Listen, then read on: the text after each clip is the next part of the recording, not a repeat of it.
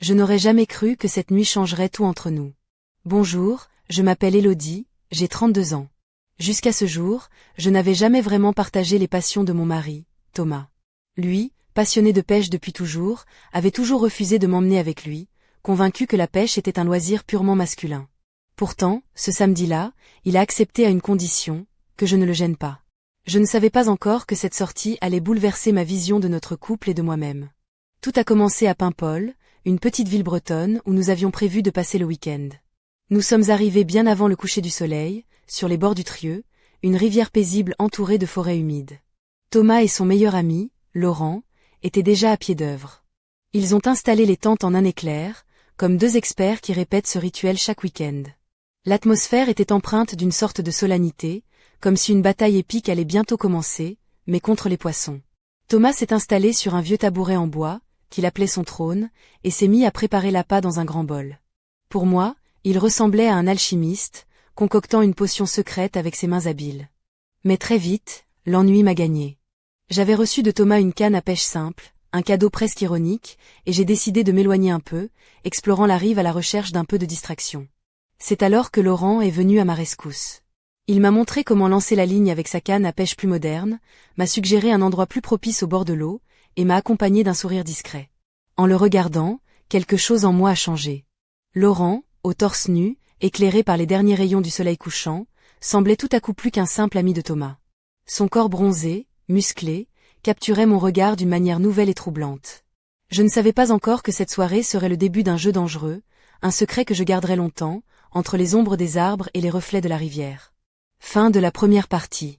La nuit tombait doucement sur la rivière Trieux, enveloppant le paysage d'un voile bleu profond. L'air frais portait l'odeur humide des pins et de l'eau stagnante, mêlée à celle plus âcre du feu de camp que Thomas et Laurent avaient allumé près de la tente.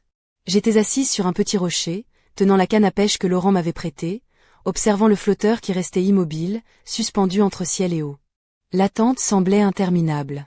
Thomas, fidèle à son rôle de maître pêcheur, s'était installé dans son fauteuil de fortune, concentré, presque absent du monde autour de lui. Laurent, lui, lançait sa ligne avec aisance, le regard parfois croisant le mien, comme un secret silencieux se tissant entre nous.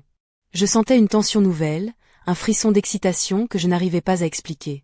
Je me souvenais des rares fois où j'avais essayé de pêcher, enfant, au bord de la Seine, mais jamais avec autant de sérieux ni d'attention. Ici, c'était différent. La pêche était un rituel sacré. Pourtant, l'ennui me gagnait, et je sentais que je dérangeais un peu, malgré la promesse de Thomas. C'est alors que Laurent s'est approché, me proposant de m'apprendre à manier cette canne plus sophistiquée qu'il tenait. Je ne savais pas refuser. Peut-être étais-je simplement curieuse, ou bien cherchais-je à combler un vide, à me sentir vivante autrement que dans mon rôle d'épouse. Il m'a guidée patiemment, m'a montré comment lancer la ligne, comment sentir le poids du leurre, comment espérer, même si je n'y croyais pas vraiment. Ce que je ne savais pas, c'était que cette nuit allait réveiller en moi des désirs enfouis, des émotions interdites. Tandis que la lune s'élevait dans le ciel breton, éclatante et mystérieuse, je sentais que ma vie prenait un tournant inattendu. Laurent, avec son sourire énigmatique et son corps sculpté par des années de travail en plein air, devenait plus qu'un simple ami de mon mari. Je ne pouvais plus ignorer ce nouveau regard que je posais sur lui, ni les battements irréguliers de mon cœur quand il était près de moi. Cette nuit, la rivière Trieux n'était plus seulement un lieu de pêche, elle devenait le théâtre d'une aventure que je n'aurais jamais osé imaginer. Fin de la deuxième partie. Je sentais l'ombre de la nuit s'épaissir autour de nous, tandis que je continuais à lancer maladroitement la ligne, sous l'œil attentif de Laurent. Son regard, à la fois doux et pénétrant, me mettait mal à l'aise autant qu'il m'attirait. Pourtant, je gardais une certaine distance, me rappelant que j'étais là pour apprendre, pas pour me perdre dans des pensées interdites. Mais ce qui a déclenché ce basculement, c'est quand Laurent s'est approché derrière moi, pour corriger ma posture. Sa main a frôlé mon épaule, puis a glissé lentement le long de mon bras. Un frisson m'a parcouru, et j'ai senti son souffle chaud près de mon cou. Ce contact, aussi léger soit-il, semblait chargé d'une énergie électrique, une invitation silencieuse à dépasser la simple amitié. Je me suis figée, prise entre la peur et l'excitation. Était-ce une erreur? Allait trahir Thomas? Mais une voix intérieure, plus profonde et inattendue, me murmurait que je désirais cela, que j'avais envie de franchir cette frontière invisible. Laurent a murmuré à mon oreille, d'une voix basse et rauque, « Élodie, tu me plais. » Mon cœur s'est emballé.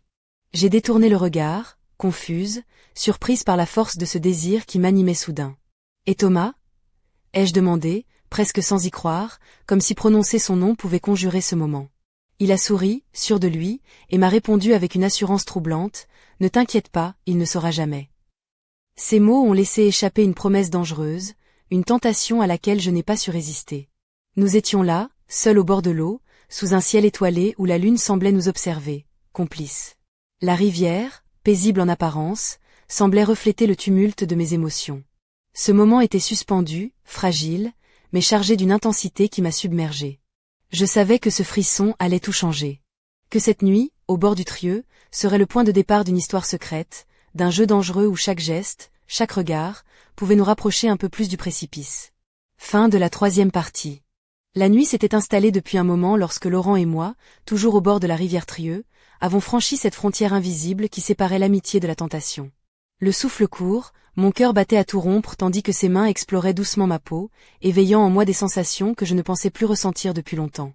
J'étais à la fois coupable et fascinée par cette intensité nouvelle. Thomas était là, pas loin, mais il semblait totalement absorbé par sa pêche. Le crépitement du feu de camp et le clapotis de l'eau masquaient nos murmures et nos gestes discrets. Laurent m'avait entraîné derrière un bosquet, à l'abri des regards, et c'est là que tout a basculé. Nos lèvres se sont trouvées, nos corps se sont rapprochés, et l'interdit s'est fait doux, presque naturel. Je portais une robe légère qui dansait au moindre souffle de vent, révélant subtilement la courbe de mes jambes et le galbe de mes épaules. Mes sandales en cuir, usées par les promenades, étaient abandonnées sur le sol humide. Laurent, torse nu, la peau encore chauffée par le soleil de la journée, avait ce charme brut qui me captivait. J'étais consciente de chaque détail, de chaque frisson parcourant ma peau. Pourtant, au fond de moi, une petite voix criait que tout cela était dangereux, qu'un piège se refermait lentement autour de moi. Mais l'envie, la passion, étaient plus fortes. Je voulais goûter à cette liberté, à cette rébellion contre ma vie trop bien rangée. Alors que nos mains s'entremêlaient, j'ai entendu soudain un appel familier. La voix de Thomas, forte et un peu inquiète. « Élodie, tu es là ? Je t'ai apporté l'appât. » Le choc m'a figé. Rapidement, j'ai remis ma robe en place, j'ai repris mes sandales et j'ai tenté de retrouver mon calme. « Je suis juste derrière les buissons, j'ai besoin d'un moment pour moi. » ai-je répondu, la voix tremblante. Thomas n'a rien soupçonné, il a souri, m'a tendu un petit sachet rempli d'appât et est reparti vers le feu. Le cœur encore battant, je suis retournée vers Laurent, qui m'a regardé avec un sourire complice. Nous savions tous les deux que cette nuit ne serait pas comme les autres. Que ce secret partagé allait transformer notre relation, et sans doute, notre vie. Fin de la 4e partie. Les heures qui suivirent furent un mélange étrange d'excitation et de culpabilité.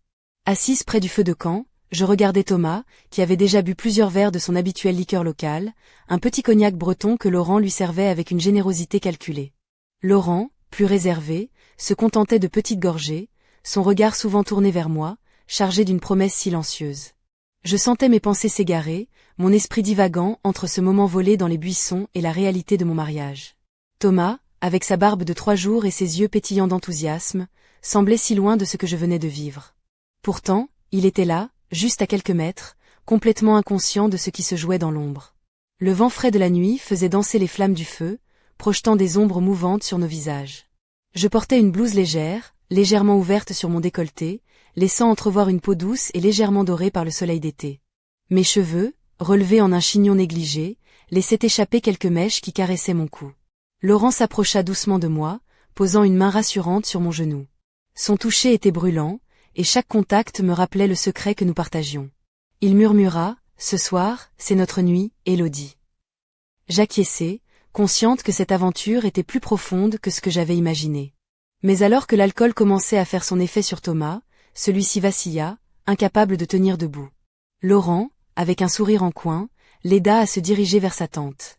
Je les suivais du regard, le cœur battant, partagé entre l'envie et la peur. Alors que Thomas s'effondrait sur son sac de couchage, Laurent me prit doucement dans ses bras et me guida vers la tente où je rêvais d'être depuis le début de cette journée. Nous nous sommes laissés aller à cette passion naissante, dans le secret et la discrétion, tandis que la nuit protégeait nos secrets.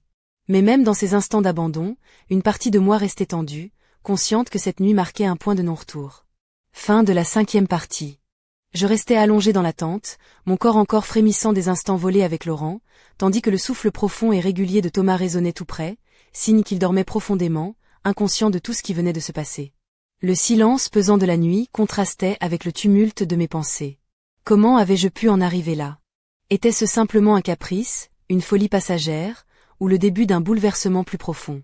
Je repensais à chaque geste, chaque regard échangé, à la manière dont Laurent avait su réveiller en moi ce feu que j'avais cru éteint depuis longtemps. Pourtant, la culpabilité me tenaillait. Mon mariage, nos promesses, la confiance que Thomas m'avait donnée. Tout cela semblait suspendu à un fil fragile, prêt à se rompre à tout instant. Je me demandais si j'aurais pu éviter cette situation, si j'avais fait preuve de plus de prudence, ou si, au contraire, c'était inévitable, comme une évidence qui s'imposait à moi. Aurais-je dû refuser cette invitation à la pêche, rester à la maison, loin de ces tentations? Mais une voix au fond de moi chuchotait que cette nuit, aussi risquée soit-elle, m'avait révélé à moi-même. Je me surpris à imaginer une autre vie, plus audacieuse, où je ne serais pas simplement l'épouse fidèle et discrète, mais une femme libre, capable de suivre ses désirs, ses envies, sans se cacher. Cela faisait peur, mais excitait aussi profondément.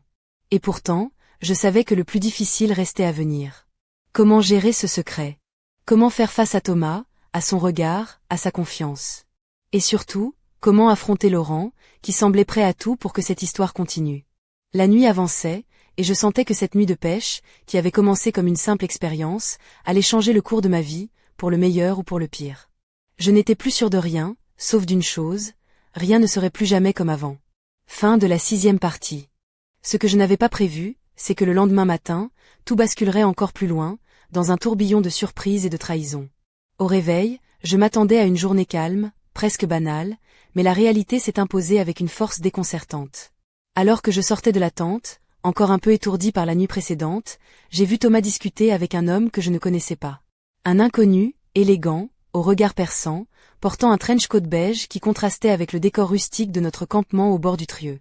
Son visage était familier, sans que je puisse immédiatement le placer. Mais c'est sa voix, calme et autoritaire, qui m'a glacé le sang. « Thomas, il faut que tu me suives. C'est important. » Cet homme semblait connaître mon mari bien plus intimement que moi. Une tension palpable s'est installée, et j'ai senti mon cœur se serrer. Qui était cet homme? Que voulait-il? Pourquoi venait-il interrompre notre week-end paisible? Alors que Thomas se levait, visiblement perturbé, je sentais un mélange de peur, de curiosité et de colère monter en moi. Je voulais l'interroger, savoir ce qui se passait, mais je devais rester discrète. Après tout, ce secret que je gardais précieusement était encore fragile, et je ne voulais pas tout faire basculer maintenant. Laurent, qui observait la scène avec une expression indéchiffrable, s'est approché de moi, me murmurant à l'oreille. « Ne t'inquiète pas, je vais gérer ça. » Mais son regard, d'habitude si sûr, trahissait une inquiétude que je ne comprenais pas. Ce matin-là, le calme breton avait disparu, remplacé par une atmosphère lourde, pleine de non-dits et de mystères. Je sentais que quelque chose d'énorme se préparait, quelque chose qui allait bouleverser nos vies bien plus que cette nuit d'exception. Et moi, au milieu de tout ça, j'étais prise dans un engrenage dont je ne contrôlais plus rien. Fin de la 7e partie.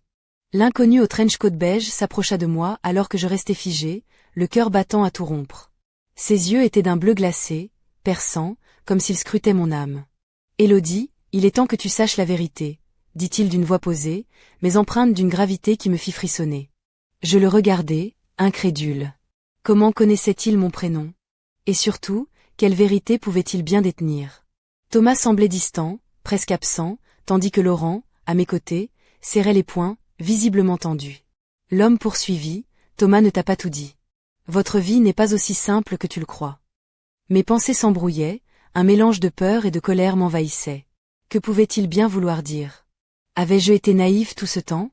À ce moment, Laurent posa une main sur mon épaule, comme pour me rassurer, mais son regard était sombre. « Écoute-le, Élodie.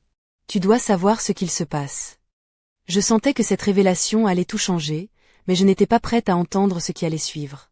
L'homme sortit alors un petit dossier, qu'il tendit à Thomas. « Voilà ce que tu devais garder secret. » Thomas ouvrit le dossier, parcourant rapidement les pages.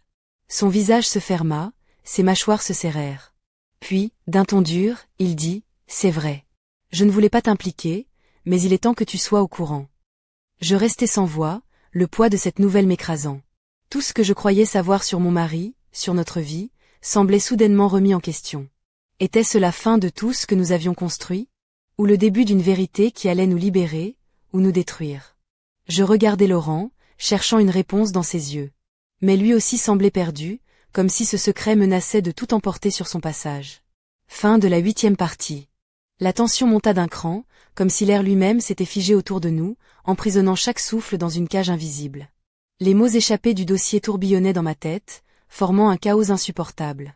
Thomas, d'ordinaire si sûr de lui, paraissait désormais un homme brisé, déchiré entre son passé caché et le présent fragile qu'il avait construit avec moi. Laurent, habituellement maître de son calme, serrait les poings avec une force presque douloureuse, ses muscles tendus sous la lumière pâle de la lune qui filtrait à travers les arbres. Je voyais dans ses yeux une rage contenue, un feu prêt à tout embraser. Ce secret, ce poids invisible, semblait peser sur lui autant que sur Thomas.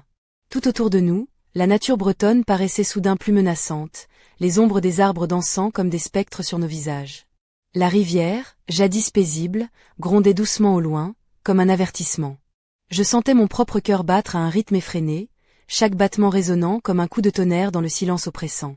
J'étais prise au piège entre la vérité qui se dévoilait et le mensonge dans lequel j'avais vécu. L'ampleur de la situation m'écrasait, me submergeait. Et pourtant, au milieu de ce chaos, une voix intérieure me poussait à tenir bon, à ne pas céder à la peur. Je devais affronter cette tempête, découvrir ce qui se cachait derrière les apparences, même si cela signifiait risquer tout ce que j'avais connu. La nuit semblait interminable, chaque seconde suspendue dans une attente insoutenable.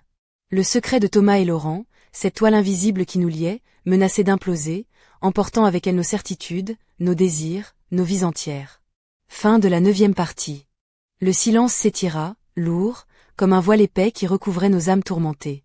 Thomas referma lentement le dossier, ses mains tremblantes trahissant la façade de contrôle qu'il voulait maintenir. Il posa son regard sur moi, chargé d'une vérité trop longtemps cachée. « Élodie, je t'ai menti », murmura-t-il, la voix brisée. « Ce que tu as découvert ce soir n'est que la surface d'un passé que je voulais enterrer. » Laurent, toujours à mes côtés, me serra la main avec une force presque désespérée, comme pour me rappeler que je n'étais pas seule dans ce chaos. Son regard, d'habitude si assuré, était maintenant traversé d'une ombre d'incertitude. « Nous avons tous fait des choix, dit-il doucement, mais ce soir, il est temps de les affronter. » Je sentais mon cœur se déchirer entre la douleur de la trahison et l'espoir fragile qui naissait de cette confrontation. Tout ce que j'avais cru connaître, tout ce en quoi j'avais cru, s'effondrait sous mes yeux, laissant place à un vide vertigineux. Pourtant, au milieu de ce néant, une étincelle persistait, celle d'une vérité à découvrir, d'une nouvelle vie à construire, peut-être même à réinventer. Alors que la pluie fine commença à tomber sur le campement, mêlant ses gouttes froides à mes larmes silencieuses, je sus que rien ne serait plus jamais pareil. Que cette nuit au bord du Trieux resterait gravée en moi, comme le début d'un combat intérieur, d'une quête de soi tumultueuse et incertaine. Mais avant de pouvoir tourner la page, une dernière question restait suspendue, brûlante et insoutenable. Jusqu'où étais-je prête à aller pour découvrir la vérité? Pour sauver ce qui pouvait encore l'être? Le mystère s'épaississait, et je me tenais au bord d'un abîme, prête à plonger, sans savoir ce que j'allais trouver en bas. Fin de la 10e partie.